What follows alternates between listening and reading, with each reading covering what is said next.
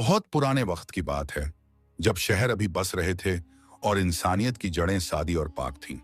फारस के एक दूर दराज इलाके में एक छोटा सा गांव था, जिसका नाम यास्मीनाबाद था।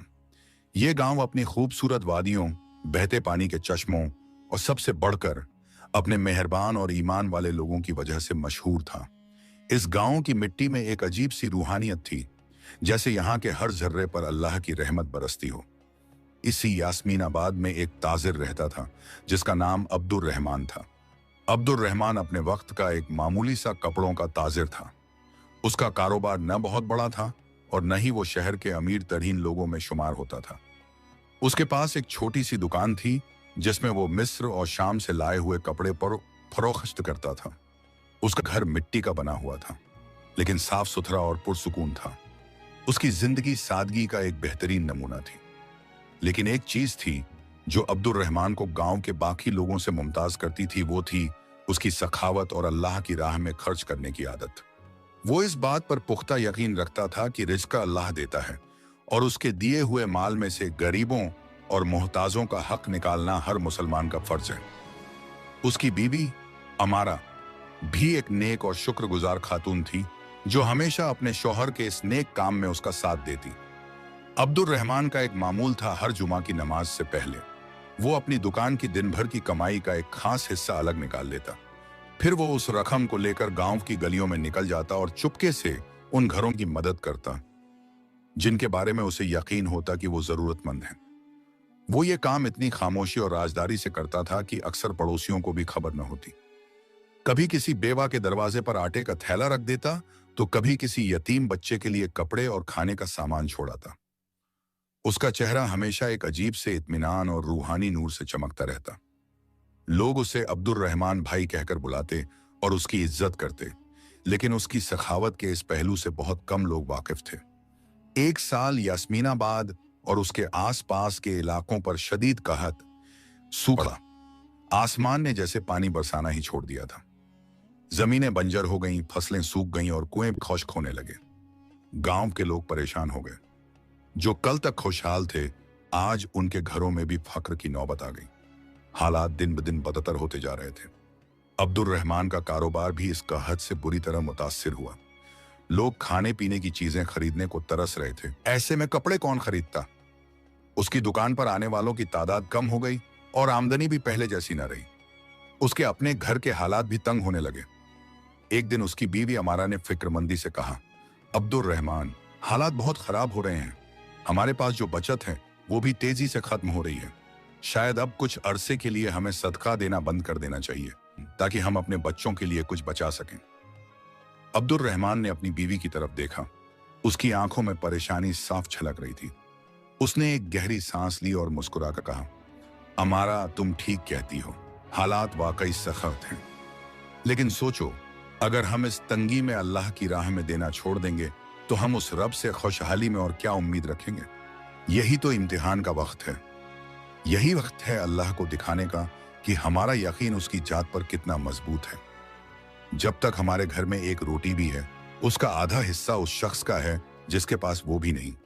रिज़्क़ कम करना या ज्यादा करना अल्लाह के इख्तियार में है। हमारा काम तो बस उसके हुक्म पर अमल करना है। अमारा अपने शौहर के इस पुख्ता ईमान को देखकर खामोश हो गई। उसकी आंखों में आंसू आ गए, लेकिन ये आंसू खौफ के नहीं, बल्कि अपने शौहर के इस यकीन पर फख्र के थे। उसने अपने दिल में अल्लाह से दुआ की, ऐ मेरे रब, मेरे शौहर के इस ईमान को सलामत रखना और हमें इस आजमाइश में साबित कदम रखना। उस दिन के बाद अब्दुर रहमान ने अपनी आदत नहीं बदली, बल्कि उसने अपने सदका का हिस्सा और बढ़ा दिया। अब वो अपनी कमाई का ज्यादातर हिस्सा अल्लाह की राह में खर्च कर देता और अपने घर के लिए बस उतना ही रखता जितने में बमुश्किल गुजारा हो सके। कई बार ऐसा होता कि उनके घर में सिर्फ सूखी रोटी और पानी होता, लेकिन वो दोनों मियां बीवी अल्लाह का शुक्र अदा करके सो जाते। गांव के कुछ लोग अब्दुर रहमान को देखकर हैरान होते, कुछ उसे बेवकूफ समझते। एक दिन उसका पड़ोसी हाशिम, जो खुद एक आम किसान था, उसे टोका, अब्दुर रहमान, मैं देखता हूं कि तुम इस कहत में भी लोगों की मदद कर रहे हो। क्या तुम्हें अपने बच्चों की फिक्र नहीं? तुम अपना सारा माल लुटा दोगे तो कल तुम्हारे पास क्या बचेगा? अपने लिए भी कुछ सोचो। अब्दुर रहमान ने हाशिम के कंधे पर हाथ रखा और निहायत नरमी से जवाब दिया, हाशिम भाई, जो माल मैं अपने पास रखता हूं वो तो यहीं रह जाएगा, लेकिन जो माल मैं अल्लाह की राह में देता हूं वही मेरा असल सरमाया है जो आखिरत में मेरे काम आएगा। दुनिया की फिक्र तो सब करते हैं, लेकिन आखिरत की फिक्र करने वाले कम हैं। और मेरा रब इतना करीम है कि वो दुनिया में भी अपने बंदे को तन्हा नहीं छोड़ता। मुझे यकीन है वो कोई ना कोई सबब जरूर पैदा करेगा। हाशिम लाजवाब होकर वहां से चला गया, लेकिन अब्दुल रहमान की बातें उसके दिल में उतर गईं। दिन गुजरते गए, कहत की शिद्दत बढ़ती जा रही थी। अब्दुल रहमान की बचत अब बिल्कुल खत्म होने के करीब थी। एक रात उसके घर में खाने को कुछ भी न था। उसके बच्चे भूख से रो रहे थे। अमारा ने उन्हें पानी पिलाकर सुलाने की कोशिश की, लेकिन भूख की शिद्दत से उन्हें नींद नहीं आ रही थी। अब्दुल रहमान का दिल ये मंजर देखकर कट रहा था। उसने वुजू किया और नमाज के लिए खड़ा हो गया। सजदे में गिरकर उसने अल्लाह से दुआ की, ऐ मेरे परवरदिगार, ऐ रिज़्क़ कर देने वाले, तू सब कुछ जानता है। मैंने तेरी रजा के लिए तेरे बंदों की मदद की। आज मेरे बच्चे भूखे हैं। मैं तुझसे सवाल नहीं करता, लेकिन तू तो दिलों के हाल जानता है। ऐ मेरे मालिक, मेरी मदद फरमा। बेशक तू ही बेहतरीन मदद करने वाला है। दुआ करते करते उसकी आंखों से आंसुओं की लड़ी बह निकली। वो काफी देर तक सजदे में रोता रहा। जब उसने सर उठाया तो उसके दिल में एक अजीब सा सुकून था, जैसे उसकी फरियाद सुन ली गई हो। वो उठा और अपनी परेशान बीवी के पास जाकर बैठा। उसने अमारा का हाथ थामा और कहा, फिक्र न करो अमारा, जिस रब ने पैदा किया है वो रिज़्क़ कर भी देगा। उसका वादा सच्चा है। अभी उसने ये जुमला कहा ही था कि उनके दरवाजे पर दस्तक हुई। दरवाजे पर दस्तक सुनकर अब्दुल रहमान और अमारा दोनों चौंक गए। इस वक्त रात के इस पहर कौन हो सकता था?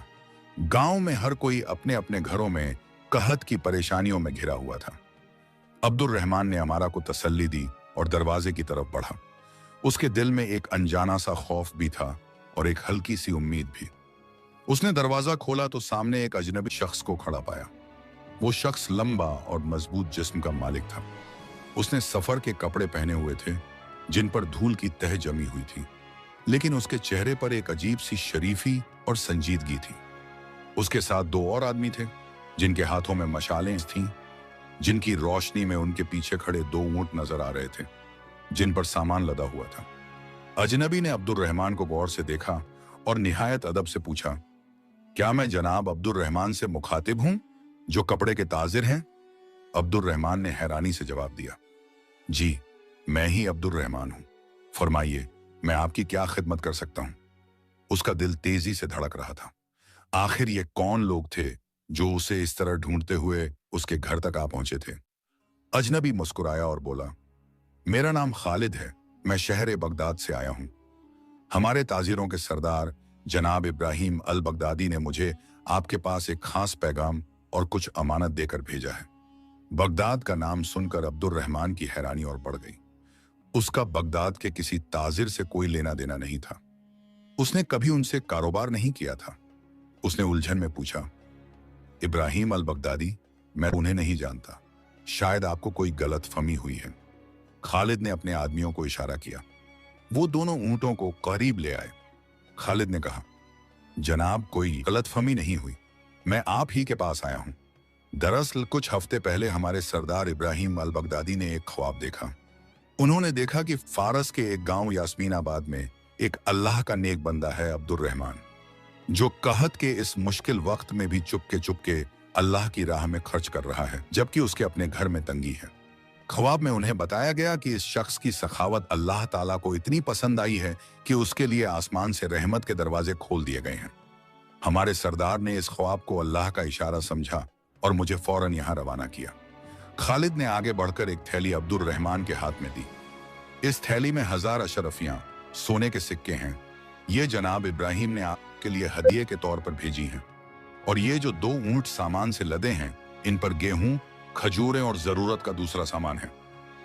उन्होंने कहा है कि इसमें से आप अपनी जरूरत के मुताबिक रखें और बाकी गांव के जरूरतमंद लोगों में तकसीम कर दें। अब्दुल रहमान के हाथ में सोने के सिक्कों से भरी थैली कांप रही थी। उसकी आंखों से बेख्तियार आंसू बहने लगे। ये वो आंसू थे जो शुक्र और यकीन से लबरेज थे। उसने आसमान की तरफ देखा, और दिल ही दिल में अपने रब का शुक्र अदा किया। उसने कुछ देर पहले ही तो सजदे में गिरकर दुआ की थी और उसकी दुआ इस शान से कबूल हुई थी कि उसने कभी सोचा भी न था। उसकी बीवी अमारा, जो दरवाजे के पास खड़ी सब कुछ सुन रही थी, वहीं शुक्र के सजदे में गिर पड़ी। अब्दुर रहमान ने खालिद और उसके साथियों का शुक्रिया अदा किया और उन्हें अंदर आने की दरख्वास्त की। उसने कहा, आप लोगों ने लंबा सफर तय किया है, आप हमारे मेहमान हैं। लेकिन खालिद ने माजरत करते हुए कहा, हमें वापसी की भी जल्दी है। हमारे सरदार ने ताकीद की थी कि अमानत पहुंचाकर फौरन लौट आना। बस हमारी इतनी ही खिदमत थी। अल्लाह आपको इसकी बेहतरीन जजा दे। ये कहकर खालिद और उसके साथी वहां से रुखसत हो गए और अब्दुर रहमान को हैरानी, खुशी और ईमान की एक नई रोशनी में छोड़ गए। अब्दुर रहमान सामान से लदे ऊंटों और सोने की अशरफियों को देखता रहा। उसे अपनी आंखों पर यकीन नहीं आ रहा था। यह सब एक ख्वाब जैसा लग रहा था। अमारा ने आंसू पोंछते हुए कहा, अब्दुर रहमान, बेशक अल्लाह अपना वादा पूरा करता है। आपने सही कहा था, वो अपने बंदों को कभी तन्हा नहीं छोड़ता। उस रात अब्दुर रहमान के बच्चों ने अरसे बाद पेट भरकर खाना खाया, लेकिन अब्दुर रहमान ने उस रात सिर्फ खजूर और पानी पर ही गुजारा किया। उसने अपनी बीवी से कहा, अमारा, ये माल मेरा नहीं, अल्लाह की अमानत है। इस पर सबसे पहला हक उन लोगों का है जो इस वक्त हमसे ज्यादा भूखे हैं। कल सुबह होते ही हम इस सामान को गांव वालों में बांट देंगे। अगली सुबह फजर की नमाज के बाद अब्दुर रहमान ने गांव में ऐलान करवाया, जिसके घर में भी खाने को कुछ नहीं है, वो मेरे घर से आकर अनाज ले जाए। यह सुनना था कि गांव में एक खुशी की लहर दौड़ गई। लोग हैरान थे कि अब्दुर रहमान, जिसके खुद के हालात इतने तंग थे, अचानक इतना सारा अनाज कहां से ले आया। उसका पड़ोसी हाशिम भी दौड़ा हुआ आया। जब उसने अब्दुर रहमान के घर के बाहर अनाज के ढेर और लोगों की भीड़ देखी तो वो दंग रह गया। उसने अब्दुर रहमान से पूछा, अब्दुर रहमान, ये सब क्या है? कल तक तो तुम्हारे घर में फक्र था, आज ये दौलत कहां से आ गई? अब्दुर रहमान ने मुस्कुराकर वही जवाब दिया जो उसने पहले दिया था। हाशिम भाई, मैंने तुमसे कहा था ना कि मेरा रब कोई ना कोई सबब जरूर पैदा करेगा। ये सब उसी का करम है। मैंने तो सिर्फ उसकी राह में थोड़ा सा दिया था। उसने मुझे इतना लौटा दिया कि अब मैं पूरे गांव को बांट सकता हूं। हाशिम की आंखों में शर्मिंदगी और हैरत के मिले जुले तासुरात थे। उसे अब्दुर रहमान की कही हुई बात याद आ गई, जो माल मैं अपने पास रखता हूं वो तो यहीं रह जाएगा, लेकिन जो माल मैं अल्लाह की राह में देता हूं वही मेरा असल सरमाया है। आज उसने इस बात का अमली नमूना अपनी आंखों से देख लिया था। अब्दुर रहमान ने पूरा दिन गांव के हर जरूरतमंद घर तक अनाज और खजूरें पहुंचाई। उसने अपने लिए सिर्फ उतना ही रखा जितना एक आम गांव वाले के हिस्से में आया था। उसने सोने की अशरफियों को भी अल्लाह की अमानत समझा। उन सिक्कों से उसने गांव के कर्ज में डूबे लोगों के कर्ज अदा किए, बेवाओं के लिए माहाना वजीफे मुकर्रर किए और गांव का जो कुआं सूख गया था उसे और गहरा खुदवाने का काम शुरू करवा दिया ताकि पानी की कमी दूर हो सके। देखते ही देखते अब्दुर रहमान की बरकत से पूरे यास्मीनाबाद की किस्मत बदलने लगी। जिस गांव में कल तक मायूसी और भूख का अंधेरा था, आज वहां उम्मीद और शुक्र की रोशनी फैल चुकी थी। लोग अब अब्दुर रहमान को सिर्फ एक ताजिर नहीं बल्कि अल्लाह का भेजा हुआ एक फरिश्ता समझने लगे थे। लेकिन अब्दुर रहमान के अंदर जरा भी तकब्बुर, एक घमंड ना आया। वो पहले की तरह ही सादा और आजिज था और हर काम के बाद अल्लाह का शुक्र अदा करता। लेकिन कहानी यहां खत्म नहीं हुई। अल्लाह की तरफ से अब्दुर रहमान के ईमान का एक और इम्तिहान अभी बाकी था। एक ऐसा इम्तिहान जो उसकी सखावत और यकीन को और भी ऊंचे दर्जे पर ले जाने वाला था। यास्मीनाबाद की फिजा अब बदल चुकी थी।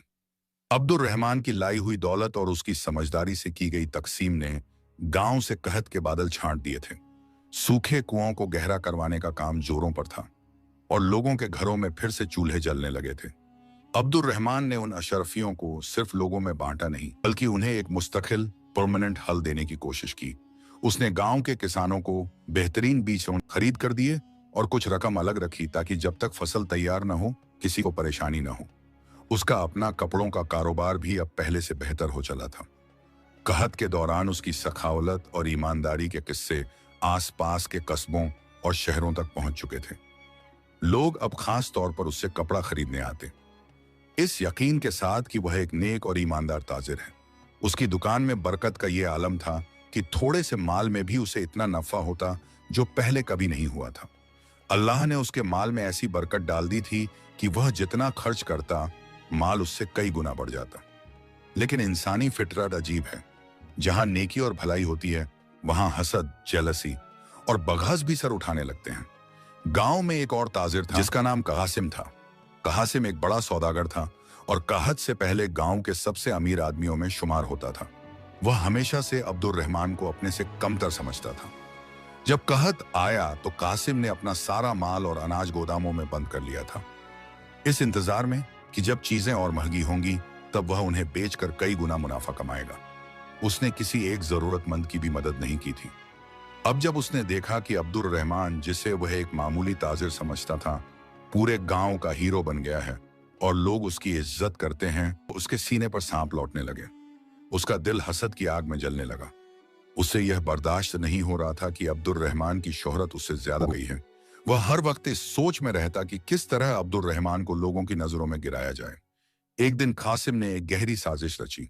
उस वक्त मुल्क का हाकिम एक सख्त मिजाज लेकिन इंसाफ पसंद बादशाह था, जो अपनी रियासत में किसी भी तरह की गड़बड़ी या बगावत को बर्दाश्त नहीं करता था।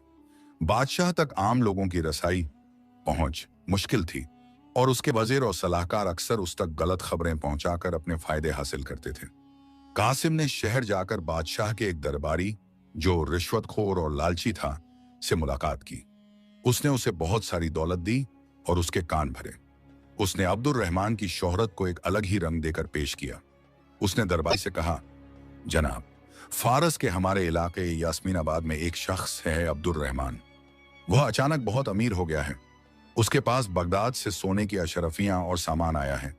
वह इस दौलत से गांव के लोगों को खरीद रहा है। वह उन्हें अनाज और पैसा देकर अपनी तरफ कर रहा है और लोगों में उसकी मकबूलियत बढ़ती जा रही है। मुझे डर है कि वह लोगों को जमा करके बादशाह के खिलाफ बगावत करने की तैयारी कर रहा है।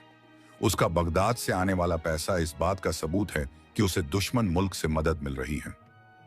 रिश्वतखोर दरबारी ने जब इतनी बड़ी खबर सुनी, जिसमें बगावत और दुश्मन मुल्क का जिक्र था, तो उसकी आंखों में चमक आ गई। उसे बादशाह को खुश करने और अपना कद बढ़ाने का एक मौका मिल गया। उसने कासिम को तसल्ली दी और फौरन यह खबर नमक मिर्च लगाकर बादशाह के सामने पेश कर दी। बादशाह, जो पहले ही अपनी सल्तनत की साजिशों से परेशान रहता था, यह सुनकर आग बबूला हो गया। एक मामूली कपड़ों के ताजिर की इतनी हिम्मत कि वह उसके खिलाफ साजिश कर रहा है। उसने फौरन अपने सिपाहियों के एक दस्ते को हुक्म दिया, फौरन यास्मीनाबाद जाओ और इस अब्दुल रहमान नाम के शख्स को जंजीरों में जकड़कर हमारे सामने पेश करो। उसका सारा मालो आसब अब्त कर लो और उसके घर को तालों से बंद कर दो। हम उस गद्दार को ऐसी सजा देंगे जो आने वाली नस्लों के लिए इबारत बन जाए। सिपाहियों का दस्ते तेजी से यास्मीनाबाद की तरफ रवाना हो गया। इधर यास्मीनाबाद में अब्दुल रहमान इन सब साजिशों से बेखबर अपनी जिंदगी में मगन था। उस दिन वह अपनी दुकान पर बैठा था कि अचानक बाहर शोर बरपा हुआ। उसने बाहर झांका तो देखा कि बादशाह के सिपाही पूरे गांव में फैल गए हैं। उनके चेहरों पर गुस्सा और सख्ती थी। सिपाहियों का सरदार सीधे उसकी दुकान में घुस आया। क्या तुम्हारा नाम अब्दुल रहमान है? सरदार ने गरजदार आवाज में पूछा। अब्दुल रहमान ने खड़े होकर अदब से जवाब दिया, जी मैं ही हूं, क्या बात है? तुम्हें बादशाह सलामत ने याद फरमाया है, सरदार ने तंजिया लहजे में कहा। तुम पर मुल्क से गद्दारी और बगावत की साजिश का इल्जाम है। हम हुक्म है कि तुम्हें गिरफ्तार कर लिया जाए। यह सुनना था कि अब्दुल रहमान के पैर नीचे से जमीन निकल गई। गद्दारी, बगावत, ये कैसे इल्जाम थे? उसने तो कभी ख्वाब में भी ऐसा नहीं सोचा था। उसने कहा, जनाब आपको जरूर कोई गलतफहमी हुई है। मैं एक मामूली ताजिर हूं, मेरा ऐसी बातों से क्या लेना देना। लेकिन सिपाहियों ने उसकी एक न सुनी। उन्होंने उसे सख्ती से पकड़ा, उसके हाथों में लोहे की भारी जंजीरें डाल दी और उसे दुकान से बाहर खींच लिया। उसकी दुकान को सील कर दिया गया। गांव के लोग जो अब तक जमा हो चुके थे, यह मंजर देखकर संक गए। उनका हीरो, उनका मददगार आज एक मुजरिम की तरह जंजीरों में जकड़ा हुआ था। कुछ लोग रो पड़े, लेकिन बादशाह के सिपाहियों के खौफ से किसी की हिम्मत न हुई कि आगे बढ़कर कुछ कहें। सिपाही उसे खींचते हुए घर की तरफ ले गए। वहां उसकी बीवी अमारा और बच्चे पहले ही सिपाहियों को देखकर सहमे हुए थे। जब अमारा ने अपने शौहर को इस हालात में देखा तो वह चीख मारकर बेहोश होने लगी। सिपाहियों ने घर की औरतों और बच्चों को बाहर निकाल दिया और घर को भी तालों से बंद कर दिया। अब्दुल रहमान का सारा माल, उसकी दुकान, उसका घर, सब कुछ एक पल में उससे छीन गया। जंजीरों में जकड़ा हुआ अब्दुल रहमान बस आसमान की तरफ देख रहा था। उसके चेहरे पर ना गुस्सा था, न शिकवा, बस एक गहरी सोच थी। उसके कानों में उसके पड़ोसी हाशिम के अल्फाज गूंज रहे थे, कल तुम्हारे पास क्या बचेगा। आज वाकई उसके पास कुछ नहीं बचा था, सिवाय उस ईमान के जो उसके सीने में अब भी रोशन था। सिपाही उसे घसीटते हुए घोड़े की तरफ ले जा रहे थे। गांव वाले अफसोस और बेबसी से उसे देखते रहे। कासिम भी भीड़ में खड़ा था और उसके चेहरे पर एक जालिम मुस्कुराहट थी। उसे लग रहा था कि उसने अपना बदला ले लिया है। अब्दुल रहमान को घोड़े पर बांधा गया और सिपाहियों का दस्ता उसे लेकर शहर की तरफ, बादशाह के दरबार की तरफ चल पड़ा। उसके सामने एक नया और शायद सबसे सख्त इम्तिहान था। एक तरफ बादशाह का गजब, गद्दारी का इल्जाम और मौत की सजा का खौफ था, और दूसरी तरफ उसका वो यकीन था कि उसका रब उसे कभी रुस्वा नहीं करेगा। यह सफर उसकी जिंदगी का सबसे लंबा और मुश्किल सफर होने वाला था। जंजीरों में जकड़ा हुआ अब्दुल रहमान बादशाह के सिपाहियों के साथ यास्मीनाबाद से निकल चुका था। उसका गांव, उसका घर, उसकी इज्जत, सब कुछ पीछे छूट गया था। सफर लंबा और थका देने वाला था। दिन की तापिश और रात की सर्दी उसके जिस्म को तोड़ रही थी, लेकिन उसके दिल में एक अजीब सा सुकून था। वह मुसलसल अपने दिल में अल्लाह का जिक्र कर रहा था। उसे इस बात का यकीन था कि अगर यह आजमाइश अल्लाह की तरफ से है तो वही इससे निकलने का रास्ता भी बनाएगा। 2 दिन के मुसलसल सफर के बाद काफिला बादशाह के शहर दरुल सल्तनत पहुंचा। ये एक अजीम और शान शहर था, जहां ऊंची इमारतें, चौड़ी सड़कें और हर तरफ चहल पहल थी। लेकिन अब्दुल रहमान के लिए यह सब बेमानी था। उसे एक मुजरिम की तरह शहर की गलियों से गुजारा गया।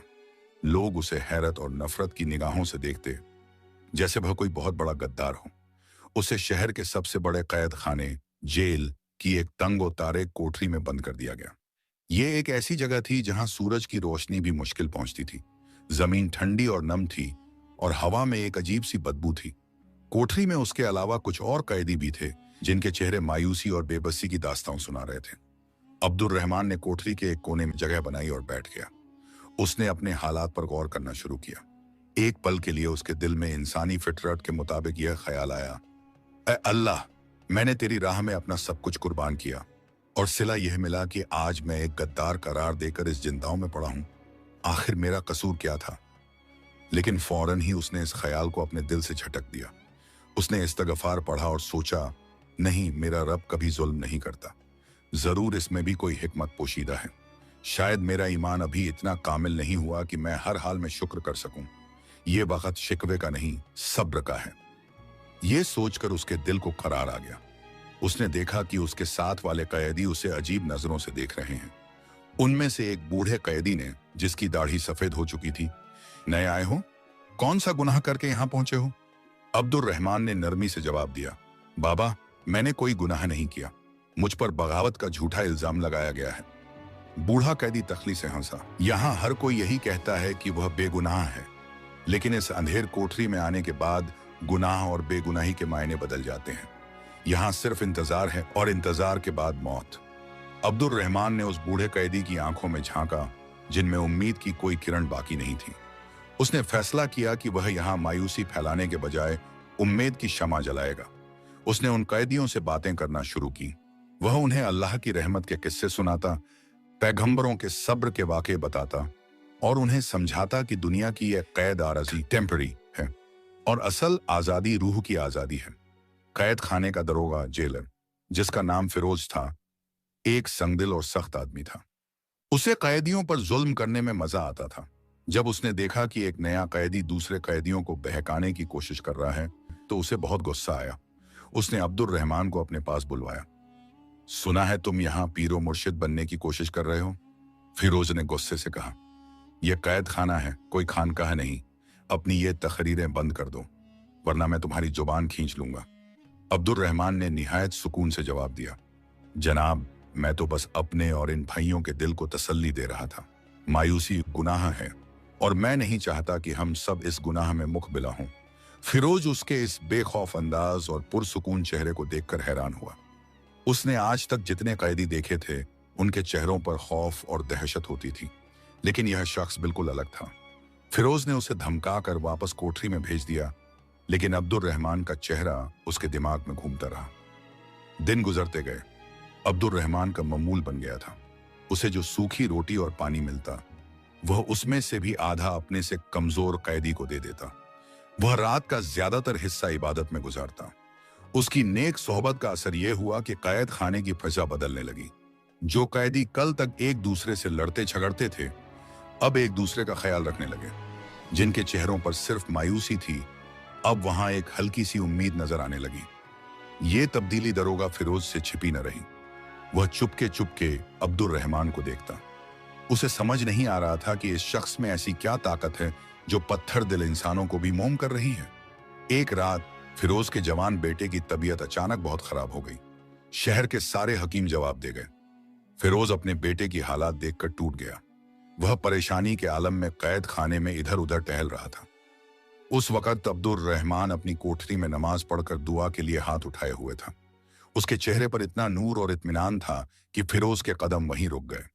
बेइख्तियार फिरोज उसकी कोठरी के पास गया। जब अब्दुल रहमान ने दुआ खत्म की तो फिरोज ने रोते हुए कहा, अब्दुल रहमान, तुम जिस रब की इबादत करते हो, क्या वह मेरी मदद कर सकता है? मेरा बेटा मर रहा है। अब्दुल रहमान ने उसकी तरफ देखा। उसके दिल में फिरोज के लिए नफरत या गुस्सा नहीं था, हमदर्दी थी। उसने कहा, फिरोज, मेरा रब सिर्फ मेरा नहीं, वह तो सारे जहानों का रब है। वह तुम्हारी भी सुनता है और मेरी भी। अगर तुम सच्चे दिल से उससे मांगो तो वह जरूर तुम्हारी मदद करेगा। फिरोज ने कहा, मैंने बहुत दुआ की लेकिन कुछ नहीं हुआ। तुम अल्लाह के नेक बंदे लगते हो। खुदा के लिए तुम मेरे बेटे के लिए दुआ करो। अगर वह ठीक हो गया तो मैं जिंदगी भर तुम्हारा गुलाम रहूंगा। अब्दुल रहमान ने कहा, गुलामी सिर्फ अल्लाह की करनी चाहिए। मैं तुम्हारे बेटे के लिए जरूर दुआ करूंगा, लेकिन एक वादा करो, अगर अल्लाह ने उसे शिफा दी तो तुम इन बेगुनाह कैदियों पर जुल्म करना छोड़ दोगे और उनके साथ नरमी का बर्ताव करोगे। फिरोज ने फौरन वादा कर लिया। अब्दुल रहमान ने उसी वक्त वहां खड़े होकर अल्लाह के हजूर हाथ उठा दिए और फिरोज के बेटे की सेहत के लिए दिल से दुआ की। उसकी आंखों से आंसू झाड़ी थे। दुआ मांगकर उसने फिरोज से कहा, जाओ और अपने रब की रहमत से मायूस न होना। फिरोज भागा हुआ अपने घर गया। जब वह घर पहुंचा तो एक मोजिज़ा उसका इंतजार कर रहा था। उसका बेटा, जो कुछ देर पहले तक बेहोश पड़ा था, अब बिस्तर पर उठकर बैठ गया था। उसका बुखार उतर चुका था और वह अपनी मां से पानी मांग रहा था। यह मंजर देखकर फिरोज की आंखें फटी की फटी रह गईं। वह वहीं जमीन पर गिरा और सजदे में जाकर उस रब का शुक्र अदा करने लगा जिसे वह कभी मानता ही नहीं था। यह वाकया अब्दुल रहमान की जिंदगी में एक नया मोड़ लाने वाला था। उसका ईमान और सखावत अब कैद खाने की दीवारों से निकलकर बादशाह के महल की तरफ सफर करने वाला था, लेकिन एक ऐसे अंदाज में जिसकी किसी को तवक्को उम्मीद नहीं थी। दरोगा फिरोज पर इस वाकये का इतना गहरा असर हुआ कि उसकी पूरी जिंदगी बदल गई। अगली सुबह जब वह कैद खाने आया, एक नया इंसान था।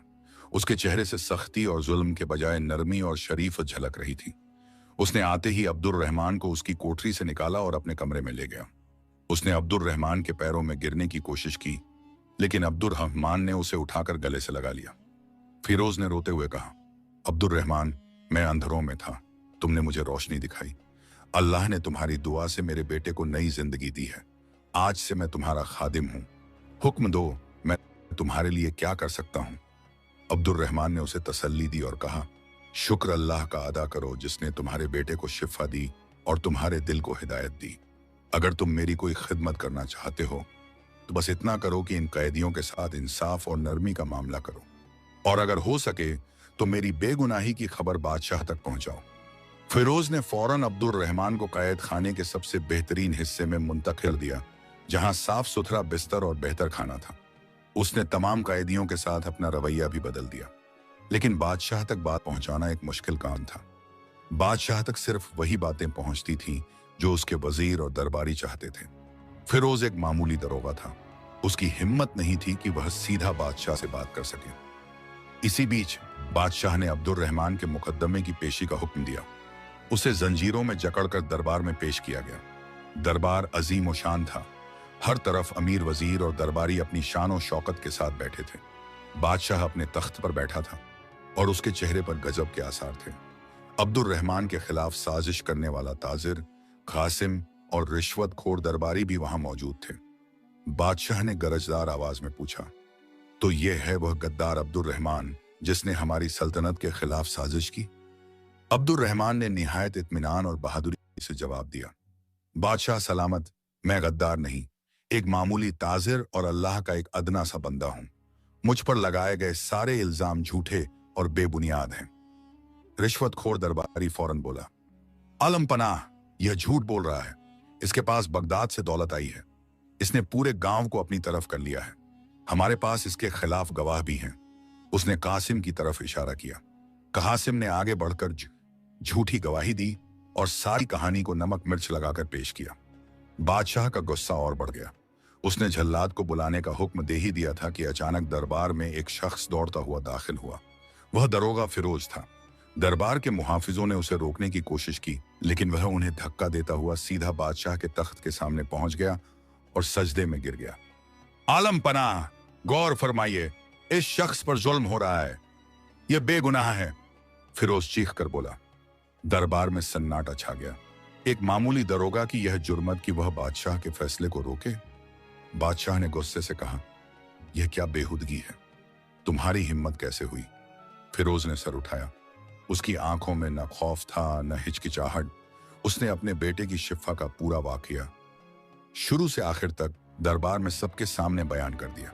उसने बताया कि किस तरह अब्दुल रहमान ने कैद खाने के अंधेरों में भी नेकी और सब्र का दामन नहीं छोड़ा और किस तरह उसकी दुआ से एक लाइलाज बीमार को शिफा मिली। बादशाह सलामत, फिरोज ने कहा, आप खुद सोचिए, जो शख्स अपने दुश्मन के बेटे के लिए दुआ कर सकता है, जिसकी नेकी की गवाही कैद खाने के पत्थर दिल कैदी देते हैं, क्या वह शख्स मुल्क से गद्दारी कर सकता है?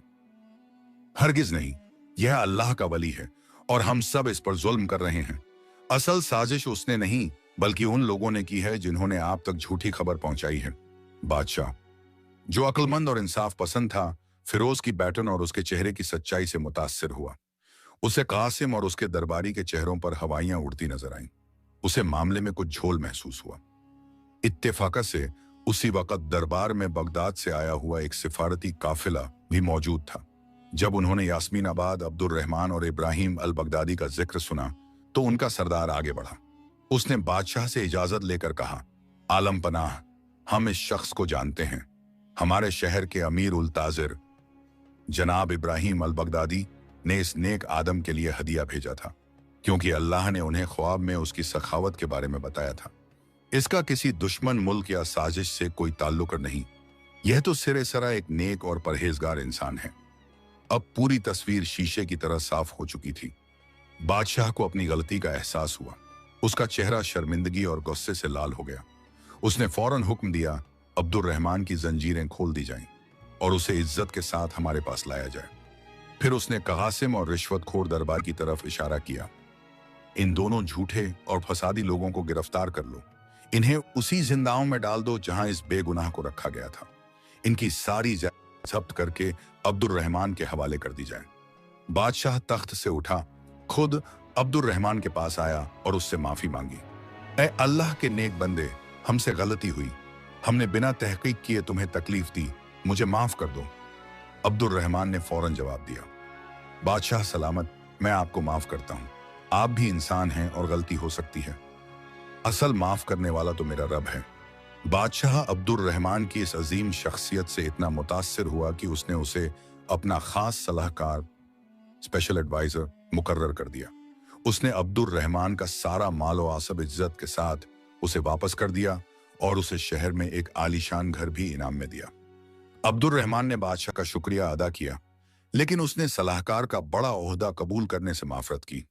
उसने कहा, आलम पन्ना, मैं एक मामूली ताजिर हूं और वही रहना चाहता हूं।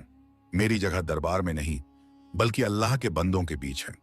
बादशाह उसकी इस बेनियाजी पर और भी हैरान हुआ। उसने अब्दुल रहमान को इज्जत के साथ यास्मीनाबाद वापस भेजा।